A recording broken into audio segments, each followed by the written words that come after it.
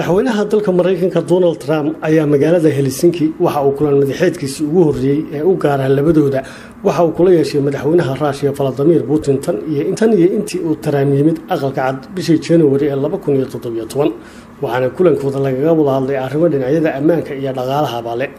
laakiin arinta in badan oo kale soo jireetay waxay ahayd isbarbardhigga lagu sameeyay labada gaari ee ay labada madaxweyne kala wateen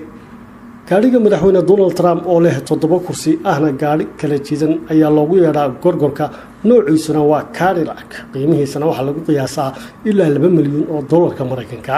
waana gaariga ay ku dahaaran tahay qolofta adag ee aan karaynin rasaasta qaraxyada buubooyinka iyo waliba hubka kiimikada waxaana ku rakban kamaradaha habeenkii sawirada qaadi kara gaariga Cadillac waxa ku rakban oo kale saanada digniinta hore bixisa ee ka hortagta qaraxyada ka yimaada miinooyinka dhulka lagu siyaaso isagoo ay dushiisa saaran tahay agabka isgaarsiinta ee ugu casarsan kaasoo lagu la xiriiri karo bacad kasta oo dunida korkeeda waana gaariga loo adeegsan karo bartalis oo lagu hogaamin karo dal dhisan guud ahaantii dhanka kalena gaariga madaxweynaha Ruushka Vladimir Putin waa gaariga uu qiimihiisu u dhigmo $120,000 oo kaliya waana gaariga noociisu yahay limousine kaas oo lagu farsameeyay gudaha dalka Ruushka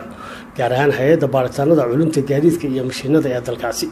waana gaariga farsameyntiisa dhawaan farta laga qaaday isagoo hore madaxweyne Putin u kaxaysan jiray gaariga Mercedes ee ay Jarmalku ku sameeyaan